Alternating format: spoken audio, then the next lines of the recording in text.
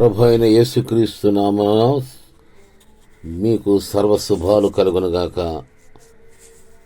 దేవుని యొక్క వాక్యము నేటి ధ్యానాంశము 1 కొరింథీయులకు రాసినటువంటి పత్రిక 15వ అధ్యాయంలో మనము గమనిస్తున్నాము. 15వ అధ్యాయం చివరిలో మనకు ఏమనుందంటే, లాస్ట్ వచనంలో మనం చదువుతున్నాము. కాగా నా ప్రియ సహోదరులారా, మీ ప్రయాసము ప్రభువునందు వ్యర్థము కాదని ఎరిగి స్థిరులను కదలని వారును ప్రభు కార్యాభివృద్ధి యందు ఎప్పటికీ ఆసక్తులై ఉండండి.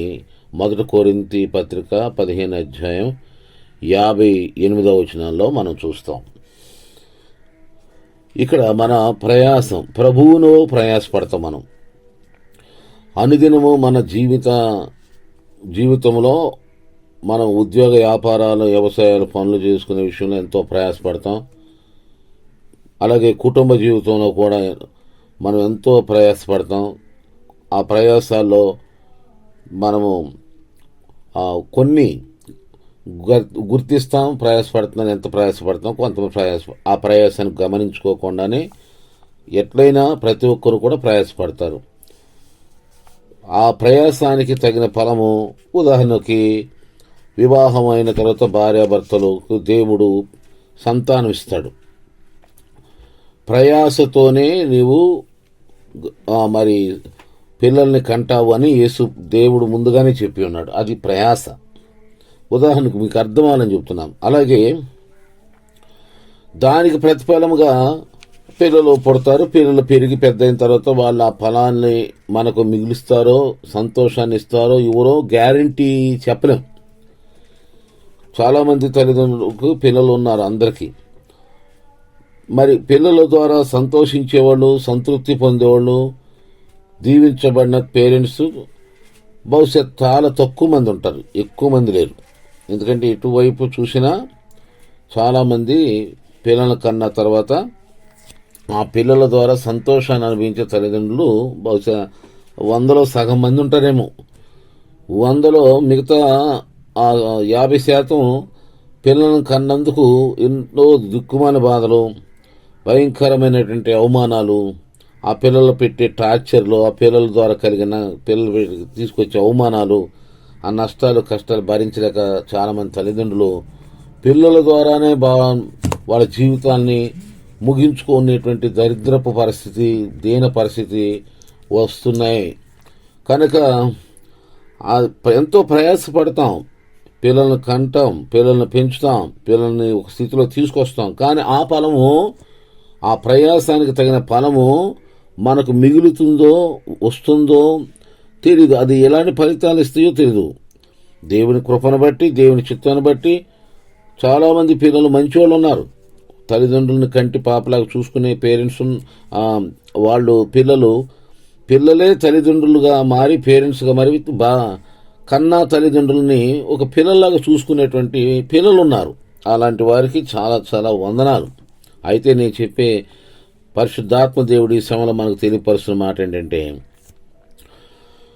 ఆ ప్రయాసానికి తగిన ఫలము మనకు వస్తుందో లేదని, అది మనం పెంచే విధానంలోనూ, రెండవదిగా పిల్లలు తర్వాత వాళ్ళు మన ఎడల దేవుని యందు భయభక్తులతో వాళ్ళకున్నటువంటి క్రమ పద్ధతి బట్టి డిసైడ్ అయి ఉంటుంది. అది దేవుని అనుగ్రహం అనుకోండి. ఇప్పుడైతే మనం చదివిన మాట ఏమనుందంటే, 1 కొరింథీ పత్రిక 15వ అధ్యాయం 58లో బైబిల్ చెప్తుంది, ప్రభువునందు ప్రయాసం మాత్రం వ్యర్థము కాదు. దేవుని కోసం ఎంత ప్రయాసపడుతున్నావు, మారుమనసు పొంది బాప్తిసం పొంది దేవుని యేసయ్య నామం చేత దూషించబడుతున్నావు, ద్వేషించబడుతున్నావా? ప్రభు నిమిత్తం చాలా వదులుకున్నావా? యేసు క్రీస్తు నిమిత్తం నష్టపోతున్నావా? ప్రయాసముతో దేవుని దగ్గరికి వెళుతున్నావు, మరి ఎంతో కన్నీరు కారుస్తున్నావు, కష్టపడుతున్నావు, ఉపవాసాలు ఉంటున్నావు, దేవునికి ఎంతో కృతజ్ఞత కలిగి ఉంటున్నావు. ఈ ప్రయాస ప్రభువునందు ప్రయాస, ప్రభు నిమిత్తం నువ్వు చేసే పరిచర్య కానీ, మీరు దేవుడిచ్చిన దాన్ని దేవునికి ఇస్తున్నటువంటి ఆ సందర్భాలే కానీ దేవుని కొరకు ఏ విధమైన ప్రయాస నీవు పడినా సరే బాగా గుర్తుపెట్టుకోండి, అది వ్యర్థము కాదు 100% ప్రతిఫలం దొరుకుద్ది. దేవుడు మాట తప్పని దేవుడు కనుక ధైర్యం తెచ్చుకోండి. ప్రభు కొరకు నువ్వేం ప్రయాసపడుతున్నావు ఒక్కసారి మనసు హృదయంలో స్మరిస్తూ, ప్రభా నీ ఎడల నేనెంత యథార్థ హృదయం కలిగి ఉన్నానని, ప్రభా నీకు నేనెంత ఇస్తున్నానయ్యా, నీ సన్నిధికి నేను ఎంతగా ఆసక్తి వెళ్తున్నాను, నీకు ఎంత ప్రార్థిస్తున్నాను, నీపై విశ్వాసంతో ఇదిగో నా జీవితం, నా భక్తి జీవితం అని ప్రభు ఎదుట పెట్టి ప్రార్థనా పూర్వకంగా ఉన్నట్లయితే మనుషులు ఎవరు ఇవ్వనేటువంటి ఫలితాన్ని ప్రభువు నీకు దయచేస్తాడు, మనకు దయచేస్తాడు. కానీ ధైర్యం కలిగి ఉండండి. ప్రభువునందు ప్రయాస ఎన్నటెన్నటికి వరదా కాదని మరలా నేను ఘంటాపదంగా చెబుతున్నాను. దేవుడు ఖచ్చితంగా తగిన ప్రతిఫలం ఇస్తాడు, ధారాళంగా ఇస్తాడు, సమృద్ధిగా ఇస్తాడు. కనుక ఒకవేళ ఎవరికైనా అందుకని వ్యర్థమైన ప్రయాస పడవద్దు, దేవుని కొరకు ప్రయాసపడు, దేవుని భక్తి భయం కలిగి ఉండు. ఇచ్చే విషయంలో కానీ, మందిరానికి వెళ్ళే విషయంలో కానీ, బైబిల్ చదివే విషయంలో కానీ, విశ్వాస విషయంలో కానీ ఏం మాత్రం కూడా చెదరకుండా బెదరకుండా ఉండు, స్థిరంగా ఉండు, కదలని వారు ఉండు, ఒకే చోట ఉండు, ఒకే దేవుడు, ఒకే సంఘం, ఒకే సహవాసం, స్థిరులై కదలని వారిగా ఉండండి. స్థిరులై కదలని వారిగా, సంఘాలు మార్చే వ్యక్తిగా ఇప్పుడు కొన్నాళ్ళు ఒక రకమైన భక్తి, మళ్ళా కొన్నాళ్ళ తర్వాత ఇంకో రకమైన భక్తి, అలా ఉండొద్దు. నీ భక్తి జీవితం, నీ ప్రార్థన జీవితం, నీ విశ్వాస జీవితం ఎప్పటికి ఒకేలాగా ఉండునుగాక. యేసు ఎలా మార్పు లేని దేవుడో మన దేవుడు, మనం కూడా ఎప్పటికీ ఒకేలాగా ఉండాలి. మన మాట విధానం కానీ, మన ప్రేమ, అన్ని విషయాల్లో మన భక్తి జీవితం అన్ని, అప్పుడే దేవుడు దీవిస్తాడు. ఈ రోజులు ఏంటంటే ఈ మనుషులు మారుతూ ఉంటారు, మాటలు మారుతూ అంటే మనసులు మార్చుకుంటే స్థిరంగా ఉండరు, చంచలుగా ఉంటారు. అలాంటి వారికి దేవుని ఆశీర్వాదం రాదు. ఎప్పటికి ఒకేలాగా ఉండు, ఎప్పటికి ఒకే విశ్వాసం, ఎప్పటికీ అదే భక్తి, అదే ప్రార్థన జీవితం, అదే గివింగ్నెస్, అలాగే దేవునికి ఇస్తూనే ఉండు. ఖచ్చితంగా తగిన ప్రతిఫలం ఉంచుకుంటూ, అది ఉంది కదా, ప్రభు కార్యాభివృద్ధి అందు ఎప్పటికీ ఆసక్తులై, ఎప్పటికీ ఆసక్తులై దేవుని కార్యాల్లో మీరు ఉండండి, దేవుని పనిలో ఉండండి, దేవుని సన్నిధిలో ఉండండి.